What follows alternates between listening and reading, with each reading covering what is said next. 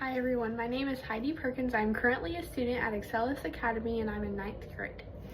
My project is about how the farms located on the Buffalo River in Arkansas and how they interact with the environment around them. The Buffalo River is the first national river in the United States, known for its clean water, natural beauty, and its historic farmlands. But did you know that the farming here also plays a big role in the conservation of science? Today we're going to be looking at the different agricultural pollutants found in the Buffalo River. My hypothesis was, or first my observation, was right before my spring break canoe trip on the Buffalo River, I decided I wanted to test the water and see what was in it and if there were any farms leaking fertilizer/animal waste into the water and if that affected the water quality. My question was, what specific pollutants from the agricultural runoff are present in the Buffalo River? My hypothesis was, the presence of agricultural runoff in the Buffalo River will cause measurable changes in the water quality, with specific areas showing higher levels of pollutants compared to areas farther from agricultural activity. My methods were, while canoeing down the river, I collected water from 6 different locations. I chose locations both near and farther away from agricultural sites, different creeks, and other factors that could contribute to the water quality. I collected the samples in sterile, dry containers with clean hands, and I made sure to collect the samples at the same time every day to ensure that the water temperature would be the same. Here are the containers that I used. I used this to actually this is where I collected the river water, and then this is the thing I used to for the bacteria test, and then here are what the test strips look like, and I dipped these into here. So yeah.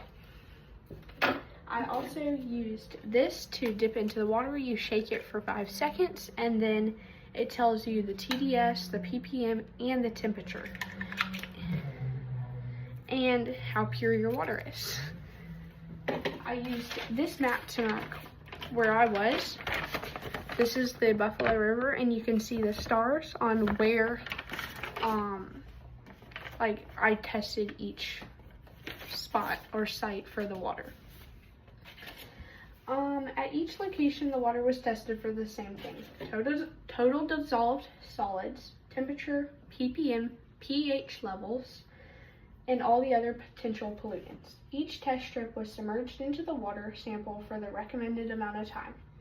Then I took a picture of the test strip and the temperature to ensure I got the correct results. After my trip, when I got back home, I analyzed the pictures to the test thing, the color tubes, and to see how different each of them were.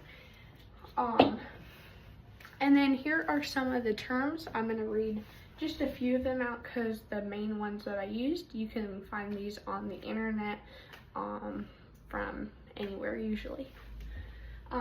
So total hardness refers to the amount of calcium and magnesium dissolved in the water. Iron in the water is a natural element that can dissolve into water from rocks and soil. Mercury is a toxic metal that can sometimes be found in water, usually from industrial pollution, mining activities, or contaminated runoff. Copper in the water is a metal that can dissolve into water, often from plumbing pipes or natural sources.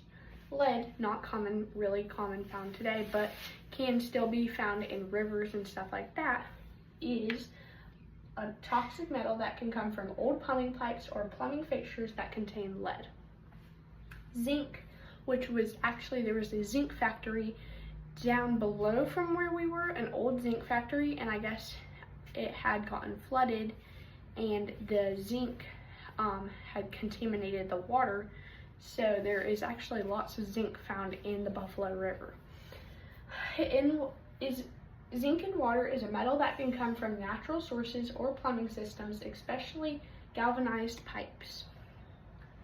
And then the pH is the measure of how acid or alkaline water is on a scale of 0 to 14. Okay, so now I'm going to have a look at the data charts. This one's kind of confusing, but this one right here is just the temperature.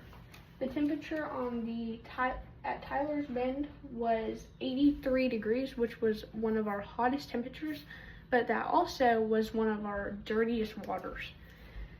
At Pruitt, it was 75, which was around midday, and that was one of our cleanest. So we didn't really see that the temperature affected the water quality rather than the actual materials in the water. And then right here on this graph, it just shows all the things I just listed plus more. And it shows at each site from Steel Creek, Pruitt, Mount Hersey, Woolham, Bakersford, and Tyler's Bend. And it shows how the different elements / chemicals / all those things fluctuated. You can see at Tyler's Bend that it spiked about 159, I would say. That was one of our biggest. It was TDS. The TDS level was very high there. Okay, so now my results. This is everything I calculated. At Pruitt, there are a few farms nearby, but it is possible they're not using any fertilizers. This was at the second spot, the cleanest spot. I'm sorry, I'm not going in order, but it could just be land. Pruitt is one of the healthiest spots on the graph and even on the river. Very low levels of metals like zinc, lead, iron, and copper. The only thing that is strange is that the TDS levels are the second highest on the graph. Otherwise everything else is low. Steel Creek was the first spot we camped at. There are not many farms nearby, but it is close to a town named Ponca, which is pretty civilized. Not extremely, but it does have a few restaurants and stuff in it, so it could affect sewer systems, stuff like that, getting into the water, leaking somehow. But charts show moderate to high TDS levels and total hardness. Okay, so at Mount Hersey, which was about in the middle of the river, I would say, had many farms, lots of creeks that branch off from the farms into the river. So the farms are here, the creeks branch off, and then the river's here. There's like tons of that on the map, so that's something to note, that the farms could be spreading stuff. Mount Hersey had one of the most mineral heavy water samples I've seen on the charts, and has very high levels of dissolved solids and metals, which could concern aquatic life or long-term water quality. Okay, the second to last spot is Bakersford. Bakersford had tons of cattle farms right along the river. We actually saw tons of cows in the river, in the middle of the river, drinking and pooping in the water, so that could also contaminate it. I did take a sample right when we got there just to see if that affected anything, and it did.